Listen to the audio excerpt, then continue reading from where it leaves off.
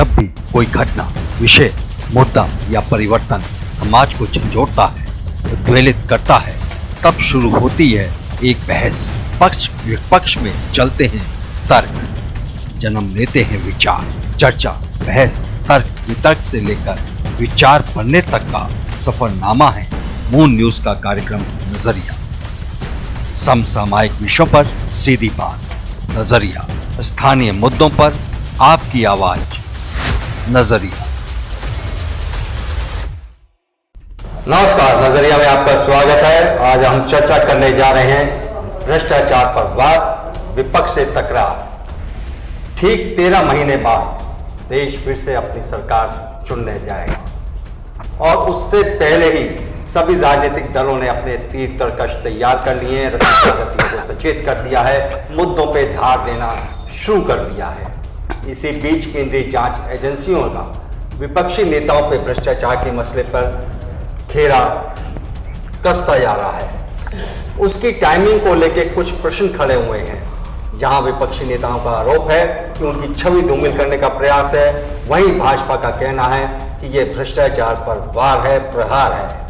क्या है मसला, क्या है इस पर राजनीतिक दलों की राय, इस सब पे चर्चा करेंगे अपने कार्यक्रम नजरिया में। और इस चर्चा में हमारे साथ सहभागी हैं मेरी दाईं ओर भारतीय जनता आम आदमी पार्टी के वरिष्ठ नेता कपिल वाजपेयी साहब, भारतीय जनता पार्टी के वरिष्ठ नेता TN अग्रवाल साहब। मेरे बाईं ओर है वरिष्ठतम पत्रकार अशोक अग्निहोत्री साहब, जिन्हें सब प्रेम से ताऊ कहते हैं, कांग्रेस के वरिष्ठ नेता राम टंडन साहब और समाजवादी पार्टी के युवा वरिष्ठ नेता विनय अग्रवाल साहब। तो सबसे पहले आपसे बात करेंगे कपिल जी।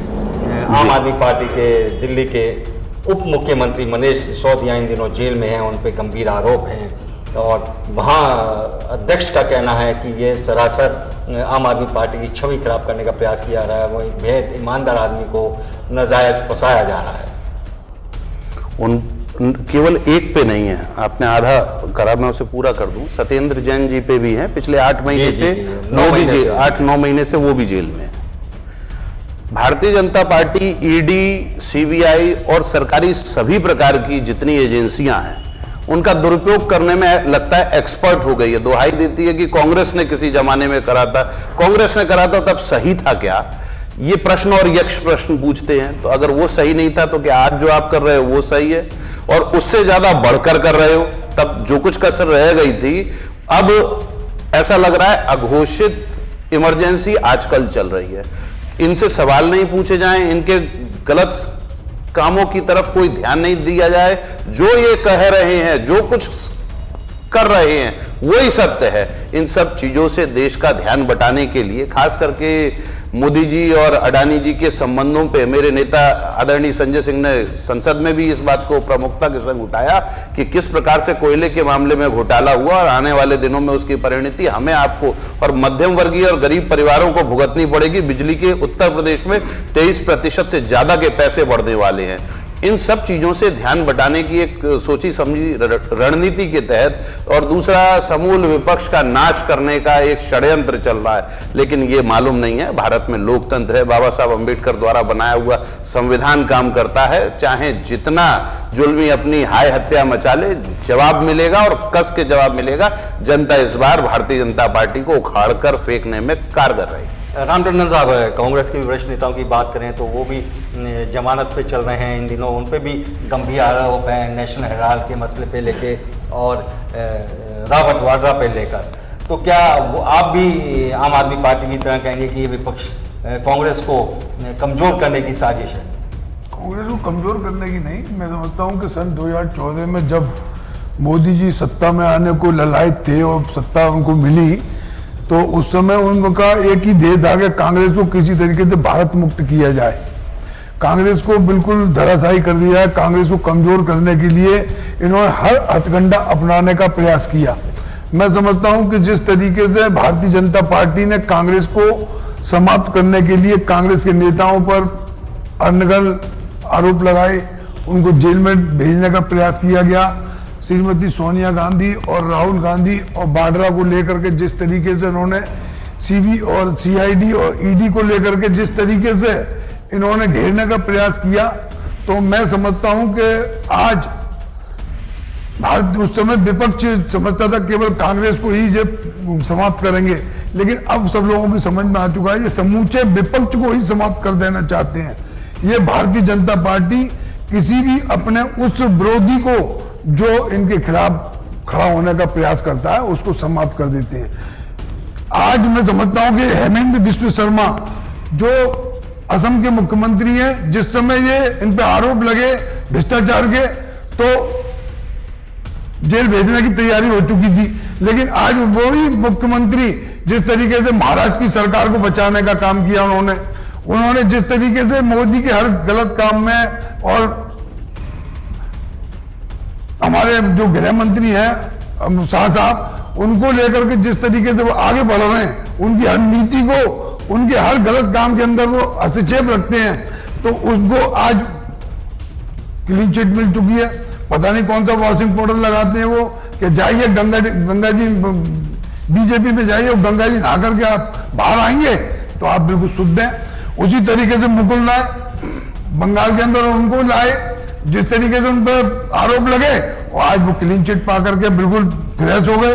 शुभेंदु अधिकारी जिस तरीके से बंगाल के अंदर चुनाव चल रहा था वो उन पर आरोप लगे, लेकिन उसके बाद सारे आरोप समाप्त, फिर घेरने की तैयारियां। ममता जी को जिस तरीके से उन्होंने बंगाल में घेरने का प्रयास किया, आज ममता जी को फिर उन्होंने पकड़ने का प्रयास कर लिया साथ में। तो मैं समझता हूं कि जो भारतीय जनता पार्टी के साथ में खड़ा हो जाएगा वो क्लीन चिट पा जाएगा, उस पर कोई आरोप नहीं है।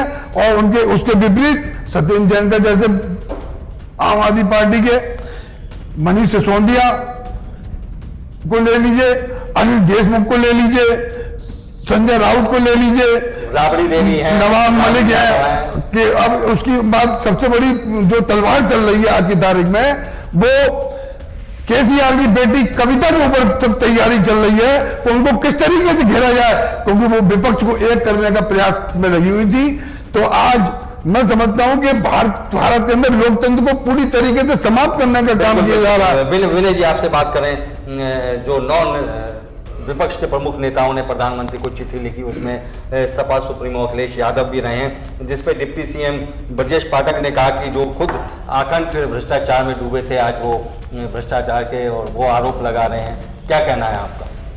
मैं समझता हूँ अखिलेश यादव जी पे कोई भ्रष्टाचार का आरोप है तो उन्हें भी मनीष सिसोदिया की तरह जिस तरीके से गलत आरोप लगाकर उन पर बंद किया है तो इनको भी बंद करके दिखाएं, यदि इतनी हिम्मत है तो। मैं तो इतना कहना चाहूंगा, बीजेपी क्या माहौल पैदा कर रही है, भ्रष्टाचार का डर बना के, खौफ बना के, एक और उस व्यक्ति से डरती है जिस पर भ्रष्टाचार के आरोप लगाती है। मनीष सिसोदिया से डर गई इसलिए भ्रष्टाचार के आरोप लगा दिए। ऐसे अनेक नेता जो नाम दिए, हेमंत बिस्व शर्मा, बताइए क्या दूध के धुले, भाजपा में जाने के बाद दूध के धुले, उन पर सीबीआई काम नहीं करेगी। ऐसे येदियुरप्पा है, कितने भ्रष्टाचार के कांड है उनके ऊपर। अभी एक एमएलए का लड़का पकड़ा गया है तो 8-6 करोड़ की कैश मिला है। सीबीआई और ईडी क्या कर रही है, कहां बैठी हुई है? मेरा कहना है ऐसे शुभेंदु है और शिवराज सिंह चौहान पे व्यापक घोटाले का कितना बड़ा आरोप है, उसमें सीबीआई क्या कर रही है, ईडी क्या कर रही है। तो ऐसे अनेकों मुद्दे हैं। अडानी का इतना बड़ा स्कैम चल रहा है पूरे देश के अंदर, 4000 का शेयर 1000 पर आ गया, लोगों की मेहनत की कमाई डूबो थी। अडानी पे इतने आरोप है, सीबीआई ईडी क्या कर रही है? ये सब क्या भाजपा के समर्थक है इसलिए इन पे ईडी सीडी काम नहीं करेगी, सीबीआई काम नहीं करेगी? तो निश्चित रूप से भाजपा को जिससे डर लगता है उसके ऊपर जो सीबीआई की कार्रवाई करते हैं, भाजपा को जिससे डर लगता है उस पर ईडी की कार्रवाई करते हैं। डर का माहौल पैदा किया जा रहा है, लेकिन जनता सब समझ रही है और जनता आने वाले 2024 के चुनावों में जवाब देने के लिए बिल्कुल तैयार खड़ी है। काला धन लाएंगे, कितना काला धन आया बताइए? झूठ बोल के जनता को ब्लैकमेल करना ये भी एक अपराध की श्रेणी में आता है। कितना काला धन आप विदेश को ले आए, आप बताइए? देश को आप जनता को गुमराह करना चाहते हैं, आपने इस 8 साल के अंदर देश को दिया क्या बताइए? ये भी एक बहुत बड़ा आरोप है इसके ऊपर। सीबीआई और जो ईडी का जिस तरीके से दुरुपयोग कर रहे हैं, निश्चित रूप से आने वाला दिन इनके लिए कार्ड में इनको ले जाएगा। मैं आपको दावे के साथ कह सकता हूँ। टीएन अग्रवाल साहब, जितने यहाँ विपक्षी नेता बैठे हैं सभी का आरोप है कि भारतीय जनता पार्टी विपक्ष में रही और विपक्ष में मुद्दे आए और पक्ष ने, कांग्रेस ने भारतीय जनता पार्टी को हमेशा साथ लेकर चली। मैं आपको याद दिलाना चाहता हूँ, इंदिरा गांधी शिमला समझौता हो रहा था, उन्होंने समझा कि सदन के अंदर अटल बिहारी वाजपेयी बैठे हुए हैं, अटल जी को शिमला समझौते के लिए भुट्टो से वार्ता करने के लिए बुलाया। अटल जी को जिनेवा के अंदर जब नरसिम्हा राव ने, ये मेरी समझ में आता है, तो भाग हो जाते हैं, पार्लियामेंट में रहकर बहस करें मुद्दा, हमने सदन में ही कर दिया, हमने सदन का बहिष्कार कर दिया, जनता के पैसे का दुरुपयोग हो रहा है, एक सांसद के ऊपर कितना पैसा खर्च होता है, क्यों नहीं उस बहस में आप भाग लेती है, क्यों नहीं सड़कों पर आकर बात करते? जनता इनकी परीक्षा जान गई है, जनता इनके साथ नहीं है। ये कह अच्छा काला धन की बात होती, मोदी जी ने कहा काला धन आएगा, ये जितने भी समय ईडी सीडी जो पकड़े रहे हैं ये सब काला धन है, क्या लालू की चाय उठाने में नहीं फंसे हुए हैं? कौन सा जनता ऐसा है? इनके पाप सामने आ रहे हैं, पाप। हम कहते हैं आप कहिए, जनता के बीच जाइए, आंदोलन करिए, सबको बताइए, हमको मालूम है आंदोलन कैसे होते थे। लेकिन ये प्रश्न ये उठता है कि 8 साल से, बल्कि अब 9 साल हो गए हैं केंद्र में भारतीय जनता पार्टी की सरकार को, जो अब भ्रष्टाचार पे घेराबंदी हो रही है वो लोकसभा चुनाव से ठीक 12-13 महीने पहले हो रही है। ऐसा नहीं है। जब सारा दिन जो सरकार की एजेंसियां हैं, आज जो अधिकारी कार्रवाई कर रहा है, ईडी का अधिकारी है, सीडी का अधिकारी है, इनकम टैक्स का अधिकारी है, उनको पता नहीं है 10 साल 20 साल 25 साल बाद सरकार बन जाएगी, उसकी कुर्सी की क्या होगी? मैंने कहा कोई भी गलत काम पे साइन कर दे, उसकी क्या स्थिति बनती है? ये सब तैयारियां, सारे केस खुल रहे थे, सारे केसों की तैयारियां हो रही थी, सारी फाइलें देखी जा रही थी। जब सरकार के अंदर बैठे हुए मंत्री, उन्होंने उनकी समीक्षा की और जो ईडी सीडी इनकम टैक्स और इन सबको सौंपा गया है, उन्होंने सारे सब उसके सबूत हासिल करने के बाद तभी जो जेलों में ईडी की कार्रवाई हो रही है। सरकार में साथ सबका विकास, सबका साथ है। मैं उदाहरण देना चाहता हूँ, इस देश के अंदर कोविड की 2 धाराएं नहीं, जिस समय अमेरिका के अंदर सैकड़ों धाराएं बिछी हुई थी, हम और आप देख रहे थे, हमें लग रहा था 130 करोड़ की जनता, 140 करोड़ की जनता, हम कितना गलत जाएंगे। बहुत धन्यवाद मोदी जी। मैं गलत बोल रहा हूँ, लोगों को छोड़ दिया मरने को, झूठ बोलने से कुछ होता नहीं है। कोविड की कोई दवाई बोल नहीं रहा है। मोदी जी ने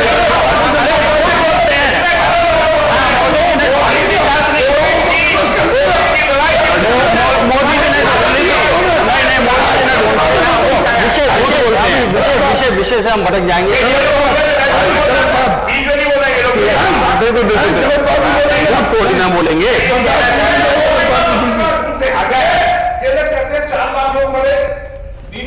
चलिए कोविड पे हम फिर चर्चा। कोविड की बात गलत बात, बिल्कुल गलत, झूठ बोलते हैं। राहुल गांधी ने 19 में कह दिया था कि बहुत बड़ी बाहर आने वाला देश के अंदर जनवरी 19 में कह दिया था। जनवरी 20 में कह दिया था राहुल गांधी ने एक कोविड आने वाला है, लेकिन संजय नहीं कोई सरकार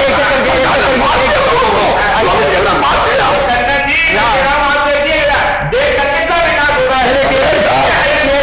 इसमें फिर बात कर लेंगे। मैं बता दूं आपको, जो पीएम केयर फंड का पैसा आया वो कहाँ है?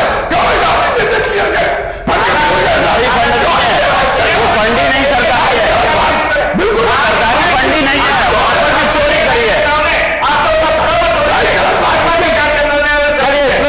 आपको छूट मिली थी ना?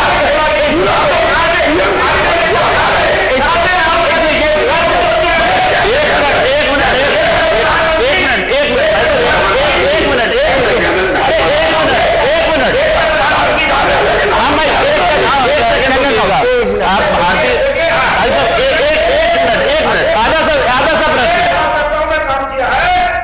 आपको लॉकडाउन में छूट दी गई थी, आपको लॉकडाउन में छूट दी थी सरकार ने। जब आप लॉकडाउन में, जब प्रधानमंत्री ने कहा था घर में बैठो, आप डोल क्यों रहे? इसका मतलब आपने अपराध किया और आपने फैलाई बीमारी।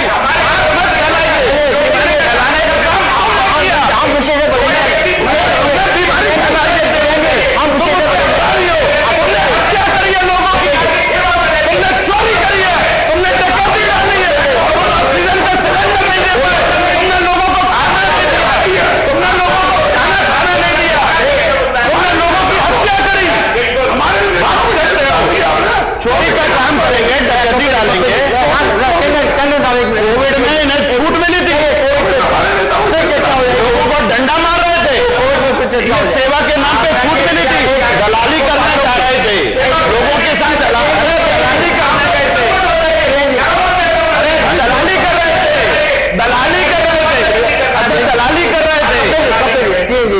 अशोक जी, आपका क्या मानना है कि क्या टाइमिंग गलत है या वाकई सरकार का मंशा विपक्षी दलों के नेताओं की छवि धूमिल करना? पीएम केयर फंड का पूरा अशोक जी से बात एक एक करके बोले, किसी की बात समझ में नहीं आएगी, एक एक करके बोले। जी अशोक जी। देखिए राजीव जी, ऐसा है कि इस समय जो केंद्र में सरकार है, पूर्ण बहुमत की सरकार है, विपक्ष कमजोर है, जिसका पूरा फायदा सत्तारूढ़ भारतीय जनता पार्टी पूरी ईमानदारी से निभा रही है। आपने जो बात कही टाइमिंग की, पूरा कैलकुलेशन करके चल रहे हैं प्रधानमंत्री। भ्रष्टाचार एक ऐसा शब्द है जिसपे 5 साल का अगर 10 साल भी मेहनत करते रहे, अगर जो खुलासे करते रहे तो भी कम है। लेकिन दुर्भाग्य यह है कि दूसरा टर्म चल रहा है प्रधानमंत्री को, इनकी सरकार अभी तक किसी भी नेता पे जांच सब पे चल रही है, जेल में डाल दो आप किसी को भी, किसी के खिलाफ आप जांच में डाल दो। नतीजा अभी तक 9 साल में किसी एक भी नेता पर, एक भी राजनीतिक दल पर अभी तक जनता के सामने नहीं आया। जनता के सामने अगर आ जाता तो उसको जेल हो जाती तो मालूम पड़ता कि भाई एक आदमी भ्रष्टाचार में इतने करोड़ के, इतने अरब के मामले में जेल गया। अब आप लीजिए भ्रष्टाचार में लिप्त लोगों की बात, हिंदुस्तान को छोड़ के कितने विदेश चले गए? क्या वो भ्रष्टाचार नहीं किया उन लोगों ने? उन्होंने तो सरकारी बैंकों को, सरकारी एजेंसियों को, सरकारी खजाने को लूट के चले गए। उसके बाद भी क्या हुआ? कुछ नहीं। सबसे बड़ी बात यह है कि जिसके हाथ में पूरी सत्ता है, मोदी बोले, नरेंद्र मोदी को पूरा गणित जो उनकी टीम लगी है, पूरा गणित उनको बताती है कब किसके खिलाफ कार्रवाई शुरू करनी है, कब तक शुरू करनी है और कब तक इसको चलाना है। मतलब आपका ये मानना है कि ये सुनियोजित तरीके से हो रहा है और विपक्षी दलों का साथ खराब करने का प्रयास है। चुनाव से मेरे को देता हूं अशोक जी, मतलब जिस तरीके से आज आप मीडिया पे भी आरोप लग रहे हैं, तो ये आज जिस तरीके से पूरे लोकतंत्र पे हत्या हो रही है, राजा हो, मीडिया हो, कार्यपाल का हो, कार्यपाल का हो, सब पूरी तरीके से ध्वस्त करके रख दिया है।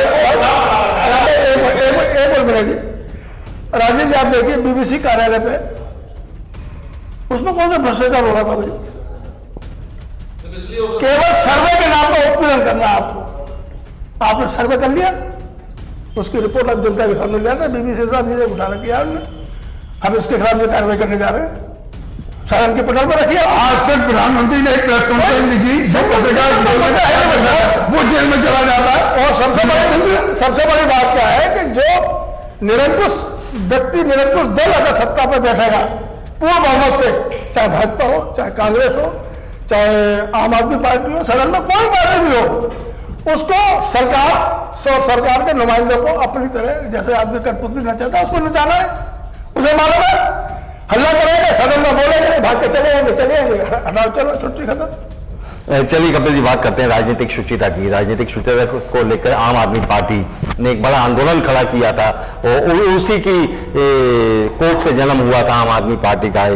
यदि हम बात करें आज से 9 वर्ष पहले की, तो हमारे पास कई एग्जाम्पल हैं। हमारे पास एग्जाम्पल है 1957-58 में जब मुंद्रा घोटाला हुआ था, वो भी अर्थ से ही जुड़ा हुआ था। उसमें तत्कालीन वित्त मंत्री टीटी कृष्णाचारी ने इस्तीफा दिया। हमारे पास उदाहरण है अगस्त 1956 का महबूब नगर में रेल दुर्घटना हुई, तत्कालीन रेल मंत्री लाल बहादुर शास्त्री ने इस्तीफा दिया। हमारे पास उदाहरण है जैन हवाला कांड का, भाजपा नेता लाल कृष्ण आडवाणी पे आरोप लगे, उन्होंने लोकसभा से इस्तीफा दिया और ये घोषणा की उन्होंने कि जब तक वो बेदाग साबित नहीं होंगे तब तक वो दोबारा लोकसभा में नहीं आएंगे। और जब 1998 में वो बेदाग साबित हो गए तब वो आए। तो ऐसे ही चलिए मान लिया सरकार घेराबंदी कर रही है, सरकार झूठे आरोप में फंसा रही है, लेकिन विपक्षी दलों ने राजनीतिक शुचिता का क्यों नहीं कोई भी उदाहरण पेश किया? बिल्कुल सही कह रहे हैं, ये विपक्षी दलों को ही पेश करना चाहिए कि पूरा विपक्ष जाके इस्तीफा दे दे माननीय प्रधानमंत्री जी पे। लेकिन प्रधानमंत्री जी पे जिस वक्त कोयला स्कैम का अभी रिसेंट 5 दिन पहले घोटाले का आरोप लगा, तो प्रधानमंत्री जी ने उसका जवाब देना तक उचित नहीं समझा। अडानी के संग उनके संबंध, अडानी के संग बैठ के एक ही हवाई जहाज में पूरे विदेश में जाएंगे, सारे ठेके अडानी को दिलवाएंगे और सारा काम अडानी के लिए करेंगे, एक गुलाम की तरह काम करेंगे। और उस पर राजनीतिक शुचिता ऐसी कि जेपीसी की मांग होगी। अभी मेरे मित्र आदरणीय TN अग्रवाल साहब कह रहे थे कि ये संसद से, सदन से, चर्चा से भागते बिल्कुल चर्चा से भागते हैं। प्रधानमंत्री जी चर्चा से भागते हैं। प्रधानमंत्री जी और भारतीय जनता पार्टी इस बात से भाग रही है कि जेपीसी का गठन नहीं हो जाए। जेपीसी की गठन हो जाएगी तो एक एक चीज तार तार निकल आएगी और भारतीय जनता पार्टी उधड़ी और बिखरी सी दिखेगी। जो चोरी करी है, जो डकैती डाली है देश की जनता के पैसे की, जो लूट करी है, जो हत्या करी है, अभी कोरोना के बड़े डींग मार रहे थे,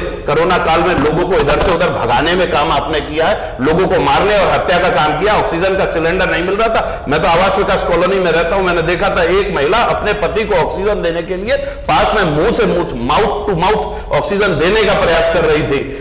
ऑक्सीजन के नाम पर कितनी आपने लूट करी, कितनी डकैतियां डाली। 1 रुपए की चीज 100 रुपए में खरीद के लाए। आज तक हमारी जांच पूरी चल रही है। ये भारतीय जनता पार्टी जिस प्रकार का शुचिता की बात करती है, तो शुचिता के नाम पर एक नाम लेता हूं वर्तमान योगी सरकार की, मैं एक सूची बना के लाया था, उसमें से एक नाम लेता हूं।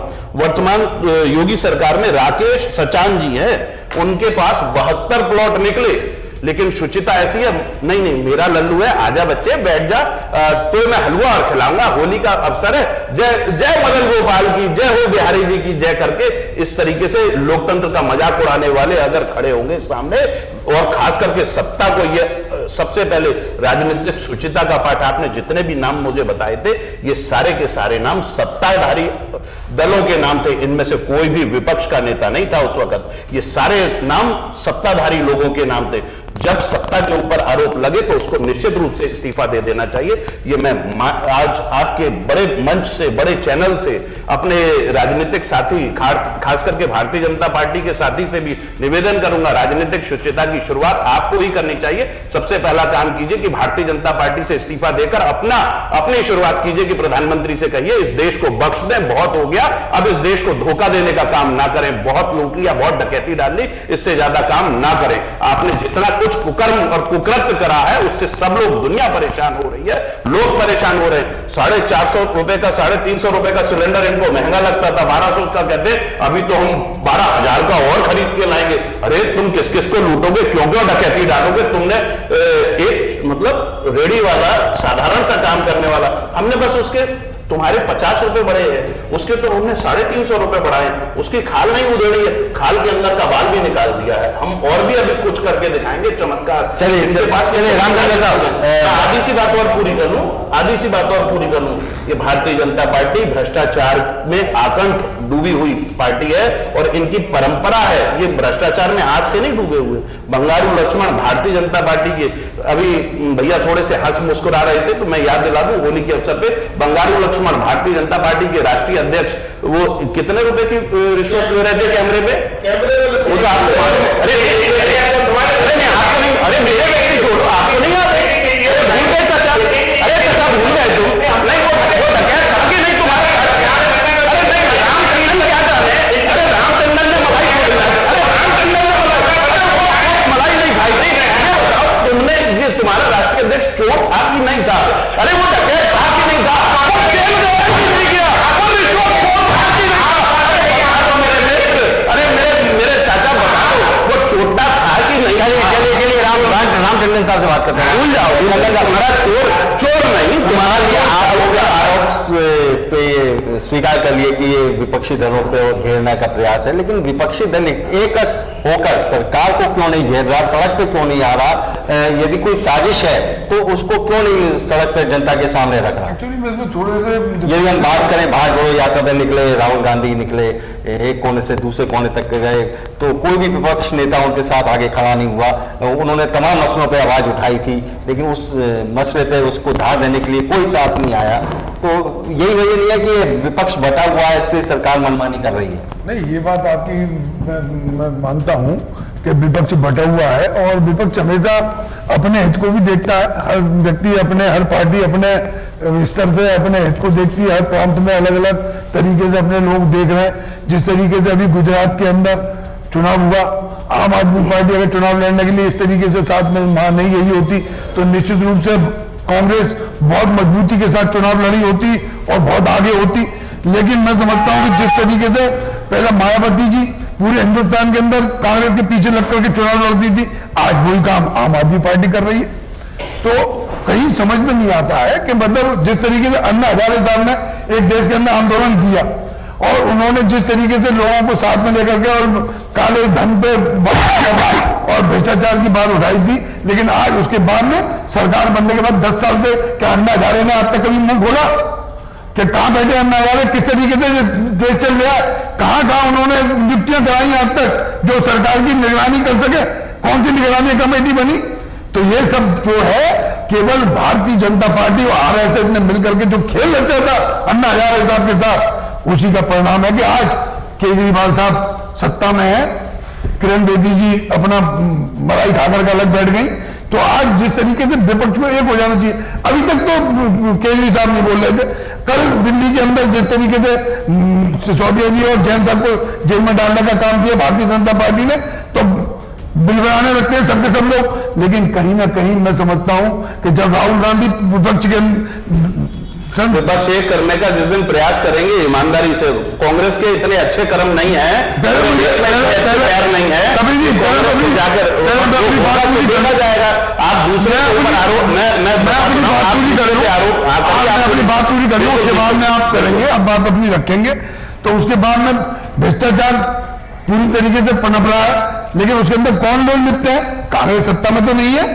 अगर कांग्रेस सत्ता में होती तो 5 साल अभी जो राजस्थान के अंदर सरकार चल रही है, तो अब तक हमारे मुख्यमंत्री को उठाकर के बंद कर दिया होता, हमारे मंत्रियों को बंद कर दिया होता। मैं समझता हूं कि जिस तरीके से भारतीय जनता पार्टी आज देश को कमजोर करने में लगी हुई है, उन्होंने ईडी सीबीआई के मानते विपक्ष की जो फूट है उसका फायदा वो तो निश्चित रूप से फायदा ले रहे हैं। लेकिन एक सेकंड में अपनी बात पूरी करूंगा। जो विशेषाधिकार लेकर के राहुल गांधी के खिलाफ लोकसभा में उन्होंने कहा कि बहस नहीं करते हैं, बोलने पर उनको आरोप लगाए। उन्होंने केवल इतना ही तो पूछा है कि अडानी और मोदी जी के क्या रिश्ते हैं, तो मोदी जी ने एक आध शब्द नहीं बोला पूरे 1.5 घंटे की स्पीच के अंदर। तो क्या वो है फंसेगा। तो उन्होंने तो आज तक कोई बात ही अडानी के ऊपर नहीं रखी, तो इसको क्या समझेगा देश। आप तुमने अपने चैनलों के भोपों के माध्यम से कहलवाना शुरू कर दिया कि अब फिर से हम अडानी जी को मजबूत कर रहे हैं। तो ये सब बातें जो है वो पूरे देश को कमजोर करने में लगी हुई हैं। तो इसके लिए निश्चित रूप से भारतीय जनता पार्टी जो भ्रष्टाचार में लिप्त है आज की तारीख में, उनकी तक कोई कार्रवाई नहीं हो रही है। ये करें ना अपने लोगों के खिलाफ, सिर्फ चौहान के खिलाफ कार्रवाई करें ना। डेमोक्रेटिक सिस्टम में विनय जी, डेमोक्रेटिक सिस्टम में जो सबसे बड़ा न्यायाधीश होती है वो जनता होती है, आम आदमी होता है, और वक्त आने पर वो अपना फैसला भी सुनाता है। तो लेकिन उसके पास जाने के लिए विपक्षी दलों को जाना होगा, उन्हें जागरूक करना होगा, उन्हें बताना होगा। ऐसा कोई माहौल नहीं दिखाई दे रहा। सब अपनी अपनी ढपली, अपना अपना राग बचाए हुए हैं और अपनी एक तरह से कहें अपनी अपनी जान बचाए हुए हैं। तो आज फिर एक जेपी नारायण जैसे एक व्यक्तित्व की जरूरत नहीं महसूस हो रही जो सरकार को कटघरे में खड़ा कर सके, एक सशक्त आंदोलन खड़ा कर सके। नहीं, राहुल गांधी ने बहुत प्रयास किया, 3,000-4,000 किलोमीटर की यात्रा करी, सारे विपक्षी लोगों को बुलाया। मैं समझता हूं कि जितना त्याग हमारे इस परिवार ने किया है, चाहे वो 18 लोगों की सरकार चंद्रशेखर जी को प्रधानमंत्री बना दिया। अरे राहुल जी के सामने प्रस्ताव लेकर के बैठो, हो सकता है राहुल गांधी पीछे हट जाए, प्रधानमंत्री कोई व्यक्ति निकल कर मेरे सही कह रहे हैं रामचंद्रन साहब की इतनी लंबी पद यात्रा इस देश के इतिहास में शायद किसी ने नहीं की। देखिए मैं बता दूं, राहुल गांधी ने भारत को जोड़ने की जो कोशिश की है, अखिलेश यादव जी उत्तर प्रदेश के अंदर जिस तरीके से 31-32% वोट लाए और इतनी विषम परिस्थितियों में जिस तरीके से उन्होंने सीटें निकाली हैं और हर बूथ के अंदर जो गड़बड़ी हुई और कुछ विशेष जातियों को और विशेष धर्म के लोगों के जो वोटर लिस्टों से नाम काटे गए, हटाए गए, तो निश्चित रूप से अखिलेश यादव जी बहुत स्ट्रांग है उत्तर प्रदेश के अंदर। पुनः वो 80 सीटों पर अपने साथियों के संग अपनी पार्टियों। चलिए आपकी बात मान लिया, अखिलेश जी उत्तर प्रदेश में स्ट्रांग है, दिल्ली लेकिन जिस तरीके से भारतीय जनता पार्टी पिछड़ों का और दलितों का अपमान लगातार कर रही है, कल ही आप देख लीजिए, कल ही का सीन आप देख लीजिए, जिस तरीके से पिछड़ा आयोग ने जो रिपोर्ट सौंपी है, सत्ता के लोग, भाजपा के लोग जूते पहन के वहां खड़े हैं और पिछड़े लोगों को जूते उतरवा दिए गए हैं। ये अपमान कर रही है दलितों का, पिछड़ों का। 2 हफ्ते में रिपोर्ट मिल गई। ये देख लीजिए क्या स्थिति पैदा हो रही है। और समाजवादी पार्टी समता की बात करती है, सद्भावना की बात करती है, सबको साथ लेने की बात करती है। जितने जो भ्रष्टाचार के आरोप लगाएंगे, जितने जो ईडी और सीबीआई का प्रहार करेंगे, और नेता मजबूत होगा। जनता समझ रही है 2024 में जवाब दे देगी। मैं आपको फिर कह रहा हूं कि 2024 में इतना कर महंगाई देख लीजिए, महंगाई करप्शन नहीं है। 200 रुपए 300 400 रुपए का सिलेंडर 1100 रुपए पहुंच गया। अभी 1700 रुपए से कमर्शियल सिलेंडर बढ़ाकर इन लोगों ने 2000 का कर दिया, 2200 का कर दिया। पेट्रोल के दाम 100 रुपए पहुंच गए। सीएनजी जो 40 रुपए हुआ करती थी वो 98 रुपए पहुंच गई। डॉलर का पहुंच गया, मुद्रास्फीति का पहुंच गई, जीडीपी लगातार डाउन हो रही है, घाटा लगातार। इन सब मुद्दों को लेके आप 2022 में आप चुनाव लड़ चुके हैं, लेकिन जनता ने आपको नकारा। इसका मतलब आप जनता को कामयाब नहीं हुए। अशोक जी, क्या वजह ये जो हम अलग अलग सुर सुन रहे हैं, दिल्ली पंजाब में इनका सुर अलग है, उत्तर प्रदेश में इनका सुर अलग है, छत्तीसगढ़ राजस्थान में इनका सुर अलग है। शायद यही वजह है कि जो कभी जिस बेनिफिट इंदिरा गांधी लिया करती थी आज वो नरेंद्र मोदी ले रहे हैं। देखिए, सबसे बड़ा राजीव जी बात है कि हर विपक्षी दल को इस समय 2024 के चुनाव को देखते हुए अपने अपने अस्तित्व को लेकर खतरा महसूस हो रहा है। आज की स्थिति में आप देखिए कि किस राजनीतिक दल, भाजपा को छोड़ दीजिए आप, किस राजनीतिक दल के पास बूथ स्तर तक मतदाता को समझाने का वो है, किसी के पास नहीं है। अखबारों में आप बड़े बड़े बयान दे दीजिए, नेता आपका बड़ा हो, उससे कोई बड़ा थोड़ी हो रहा है। आपने अभी जो बात कही कि जनता तक अपनी बात पहुंचाने में भाजपा इसलिए सफल हो जाती है कि उनका टॉप टू बॉटम, घंटे बजाओ, थाली बजाओ, आरती करो, बड़ी दूध पिलाओ, वो उनको सुनता है। यहां किसका नेता बोल रहा है? उनने दिल्ली में बोल दिया, उनने पंजाब में बोल दिया, उनने अपने राजस्थान में बोल दिया, उनने लखनऊ में बोल दिया। आम पब्लिक आप देखिए कि इस समय जो आम पाठक, जो आम मतदाता है, अखबार को कितने दिन पढ़ता है आप बता दीजिए आप। उन्होंने थोड़े आते तो रोज की बात है, भ्रष्टाचार। जी माइक बंद कर दिए जाते हैं, बोलना नहीं दिया जाता विपक्ष को। नहीं, यहाँ तो सबको माइक खोले हुए हैं, किसी का बंद नहीं है ना, यहाँ तो चालू है।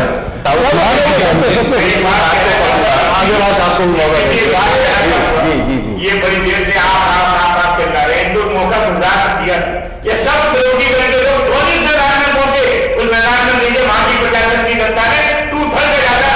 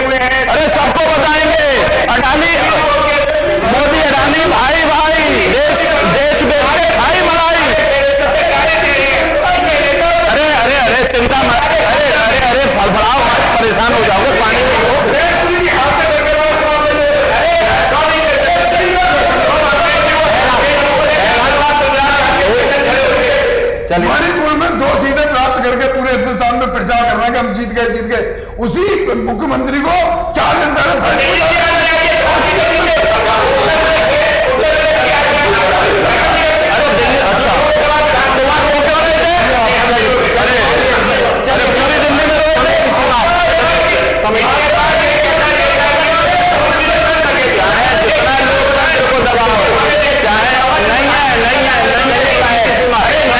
मगरमच्छ भाई साहब बीच में एक आधी सी बात और कहकर इस बात को आप खत्म करना चाहते हैं। मगरमच्छ को पीठ पे धर के पूरे देश में घूमेंगे, अपशगुन नहीं होगा, ये माता जी कह गई थी। और तो और गटर से बैठ के अगला आदमी चमत्कारी गैस बना देता है, अगला चाय बना के, ये जितने चमत्कार थे ना, देश बहुत जल्दी विदाई दे रहा है। अरे देश विदाई दे रहा है, समय समाप्त हो गया है। क्यों बोल रहे हो रामो राम? अरे समय समाप्त हो गया है, खत्म हो गया है। चलिए काम नहीं है तो मैं चोरी कर आम आदमी के पास है, जनता के पास है, सब समझती है, सब जानती है। 5 साल बाद बहुत बखूबी से अपना फैसला सुनाती है। तो उम्मीद की जानी चाहिए कि 2024 में जनता एक बार फिर अपना जो निर्णय देगी वो उसके विवेक से होगा, विवेक सम्मत होगा, और जो कुछ चल रहा है देश में उस पर वो अपना फैसला सुनाएगी। इसी उम्मीद के साथ आपसे फिर मिलेंगे अपने नए विषय पे, नए पैनल के साथ नजरिया कार्यक्रम में। आप लोग हमारे सहभागी रहे, आप लोगों का बहुत बहुत धन्यवाद। जय हिंद, जय भारत।